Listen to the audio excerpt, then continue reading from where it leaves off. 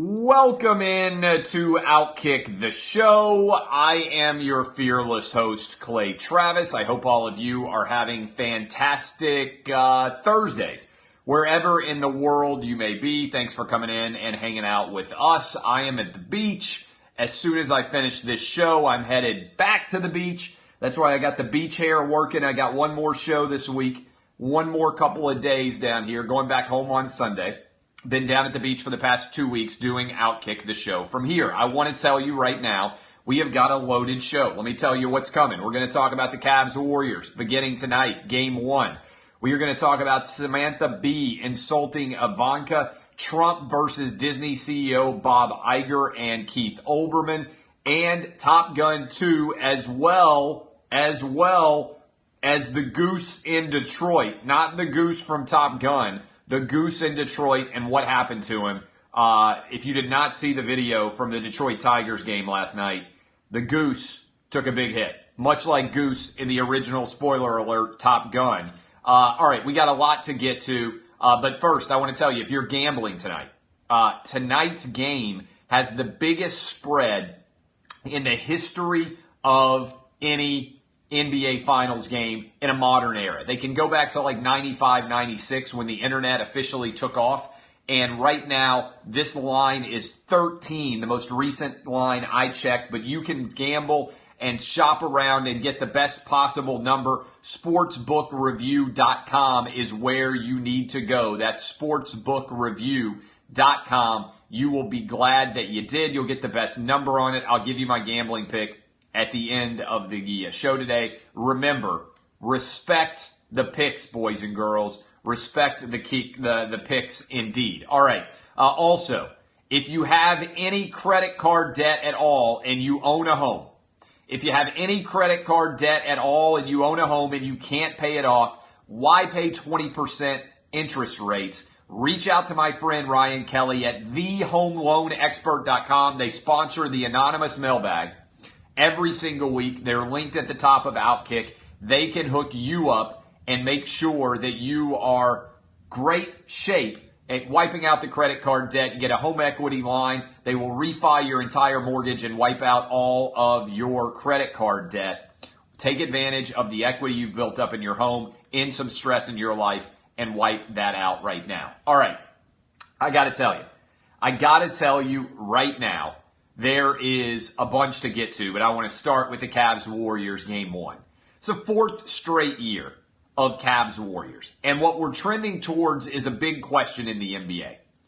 Does the NBA have a league, or do they have a player that people care about in that league? LeBron James is a transcendent global superstar, a meteor streaking across the NBA night sky. But once he leaves, and whether you love or hate LeBron James, you probably have an opinion of him.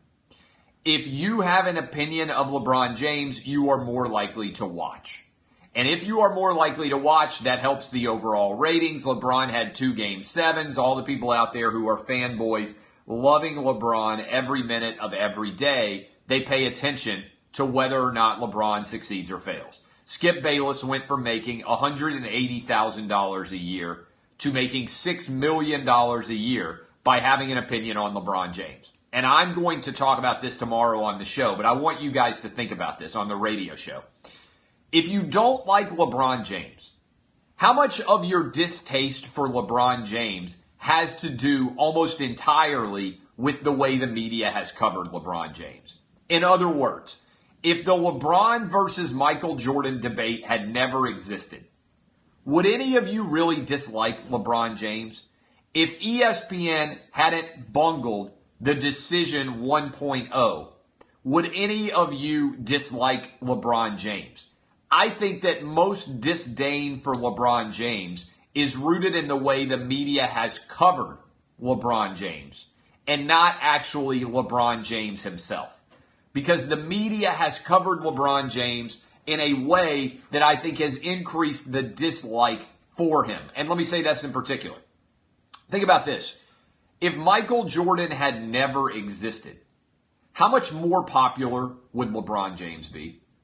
If Michael Jordan, the basketball player, had never existed, let's say Michael Jordan had just never picked up a basketball for whatever reasons, I think LeBron would be infinitely more popular than he is right now. And I think that the obsessive coverage of LeBron James is in many ways rooted in that Skip Baylessization of LeBron James, which I think is partly a function of the media calendar. Let me explain this to you.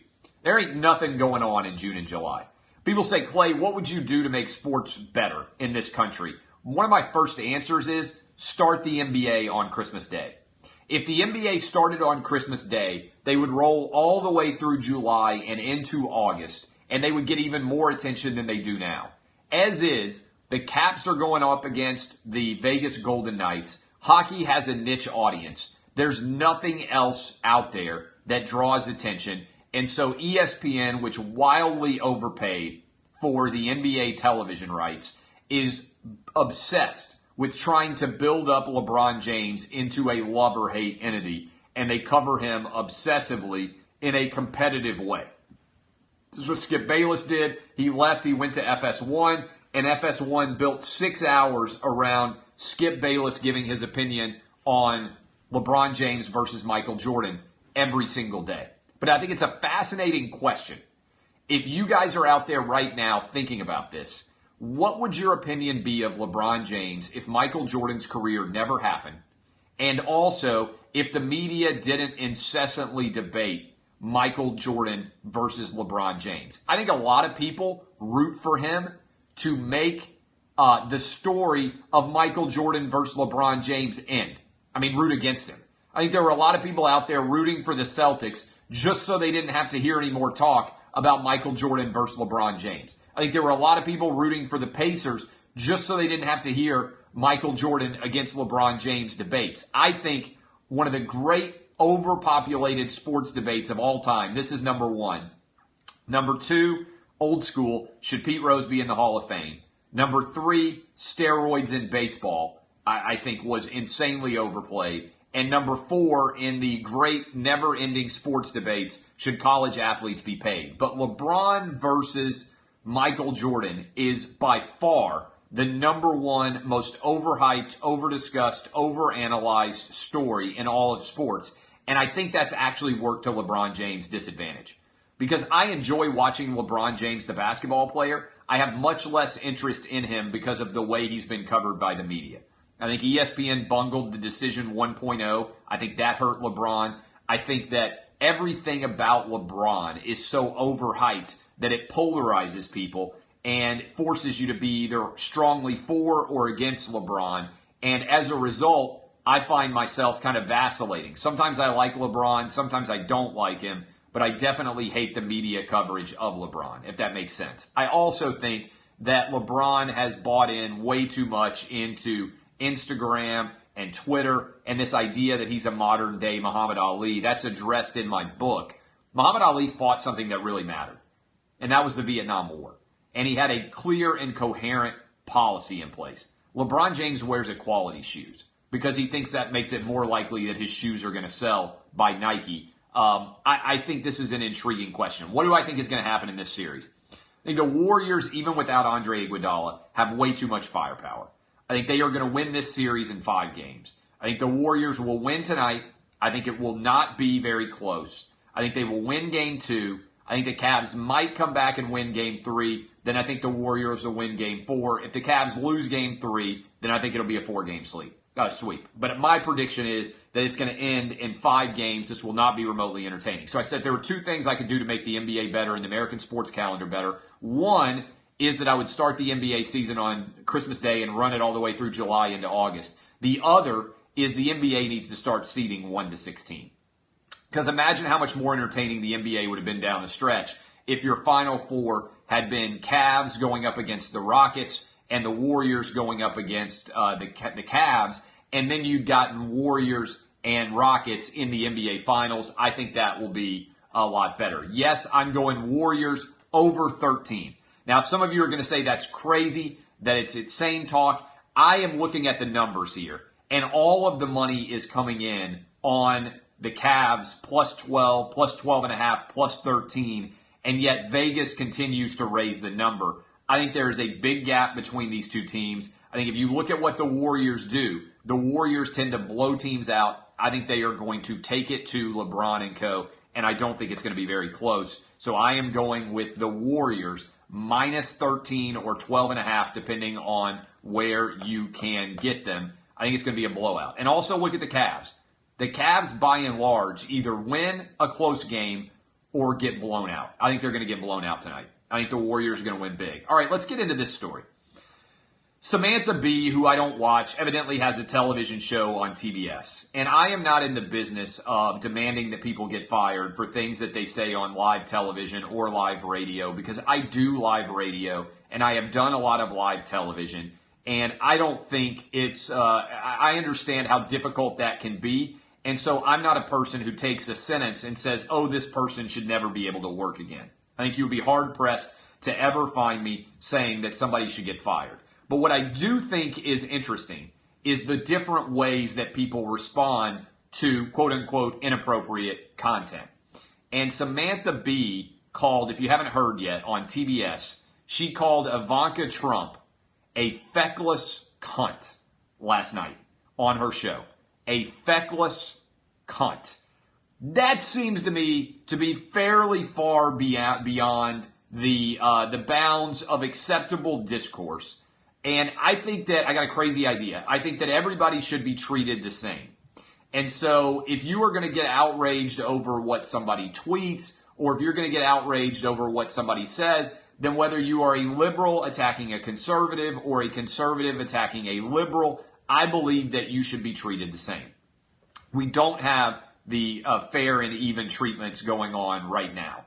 And I think Samantha Bee, who has now apologized for calling Ivanka Trump a feckless cunt, is way in the wrong here. I think that's beyond the pale of typically acceptable behavior, certainly on a major broadcast network that's owned by Time Warner, which, by the way, is trying to get approval to allow their merger to take place right now. If you think Donald Trump is going to look on this favorably going on right now, I just think it's a messy situation. I don't believe she should be fired. I don't think in general that we should always spend time trying to fire people. Let me say this.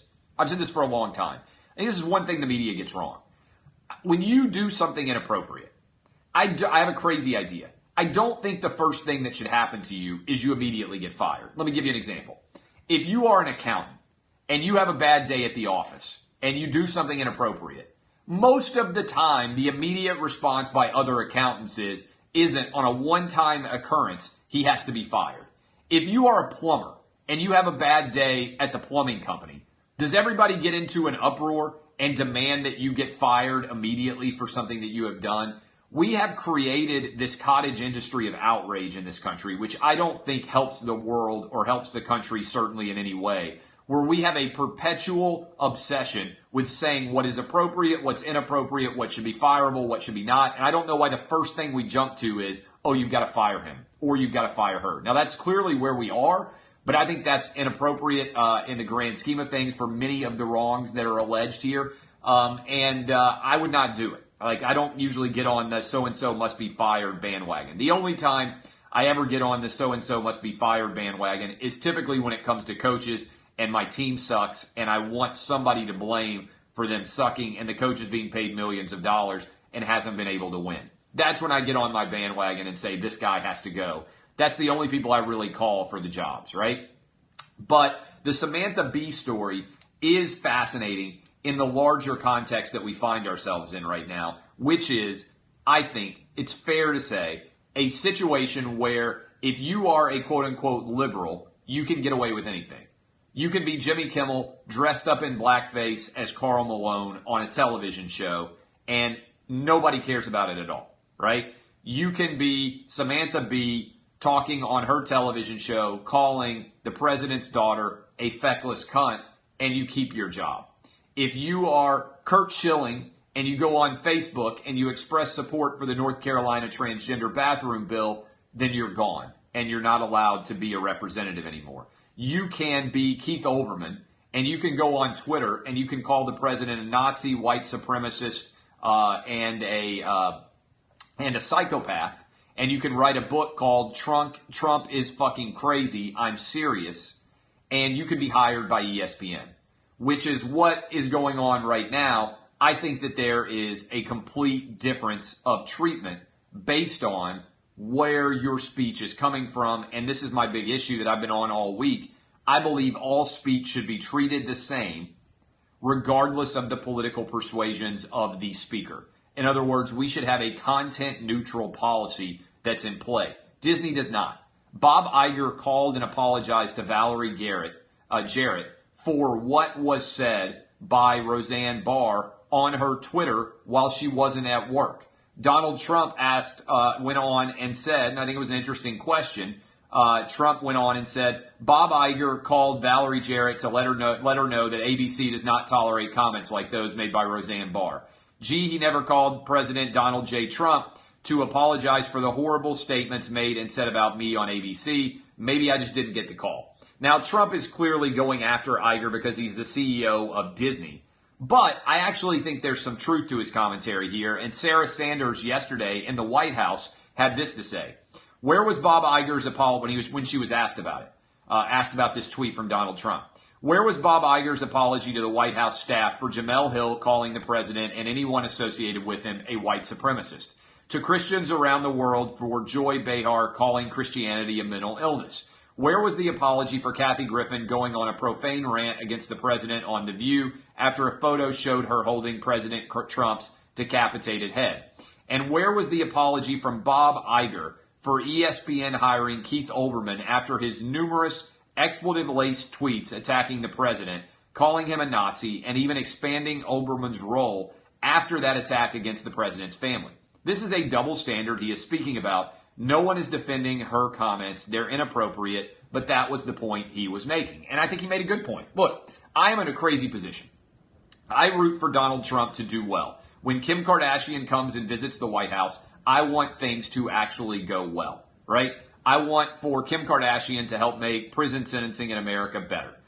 I think that Donald Trump could probably meet with a lot more experts, and pretending that a celebrity is an expert in any field is oftentimes ridiculous. But celebrities do have the ability to cut through noise and make things actually better in the context of being able to discuss larger issues. They can help mobilize numbers of people. It's unfortunate, and I think it's a little bit ridiculous, the amount of impact that celebrities have in this country today. But I think the reason that they have that impact is because there's so much noise.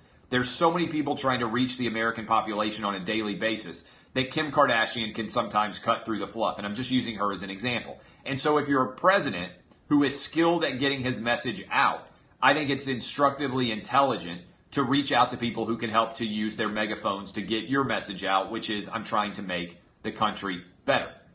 Is Kim Kardashian going to be taken seriously on a topic like that? By some people, yes. By me, probably not. But I think you can criticize Kim Kardashian for a lot. Being famous and having an opinion that I think is beneficial to the country as a whole is not one of those things. And again, I can't tell you how many times the media praised Barack Obama for meeting with celebrities in the Oval Office and for having photo ops with them and for discussing their pet issues. It was a constant celebrity circus in the Obama White House. And I don't begrudge Barack Obama making those decisions, but I think if you're Jim Acosta and you are praising Barack Obama for meeting with John Legend to talk about criminal justice reform, then how can you rip Donald Trump for meeting with Kim Kardashian? Unless John Legend is a Nobel Prize winning author on the prison industrial complex, I don't think there's that much difference probably in the overall intellectual comprehension of a complex issue between John Legend and Kim Kardashian. I think it makes sense to meet with people who can help you reach out and advance the goal. So much of being president is cosmetic. You are playing the role of president, especially in a television era. It's about looking presidential, not being presidential, looking presidential. You have to look a certain way. You have to carry yourself a certain way. And what Donald Trump has done is disrupted our notions in many ways of what looking presidential means. He's cut through a lot of the baloney, to be frank, and ended up giving his full persona as the president. Now, You can disagree with a lot of what Trump is doing, but I don't think this is one that you would go after and be upset about. So, Bob Iger here, remember, I told you this a while ago, was going to run for president in 2020. He wanted to go up against Donald Trump. I don't think that he's going to run now because he's in the middle of this battle for all the Disney assets of Fox. Comcast is battling for them and everything else. But I do think it's instructive. Again, set a precedent. This is what you learn in law school. This is what I learned in law school. Laws are important and cases are important because they set precedents. And when you set a precedent, you are then obligated to follow that precedent as best you can. Now, lawyers argue over which cases are similar in degree to the precedents. But to me, what the media keeps doing is setting one precedent for conservative speech and another precedent for liberal speech. Samantha Bee can call Ivanka Trump, or Ivana Trump, Ivanka, I think, right? She can call Ivanka a feckless cunt. And if any comedian had called one of the Obama's daughters, God forbid, or one of Hillary or Chelsea Clinton a feckless cunt, then the world would have come undone, right? They would have immediately been fired. There would have been advertiser boycotts. Why can you go after the daughter of Donald Trump, but you couldn't go after Chelsea Clinton and you couldn't go after the Obama daughters? Now, maybe it's because the Obama daughters are younger, but my position is pretty straightforward. If you are a child of a president and you aren't political yourself in a large degree, and I don't think Ivanka is that political, although, she does have roles, I just don't think you should be able to accuse people of things like that on broadcast network television. Now, if Samantha Bee wanted to do that as part of a stand-up routine, I think that would be a different kind of situation. But in general, I try to follow the mob rule, which is no kids, no wives. If you got an issue with me, come at me. I got 3 kids. Don't come at my 3 kids. Don't come at my wife. Come after me if you have an issue with me. And I try to do that myself. I try to engage with the people who are involved in the overall battle of ideas, not with the people who happen to be around them, which is why I think this NBA Twitter feud, the Twitter burner account story, is so incredibly interesting. Why I think it's so incredibly interesting is I've been reading all up about this. I think it was likely his wife who had these Twitter burner accounts. And I have told you guys this before on this show. My mom used to get in the comments underneath my articles and try to defend me against people who were writing mean things about me.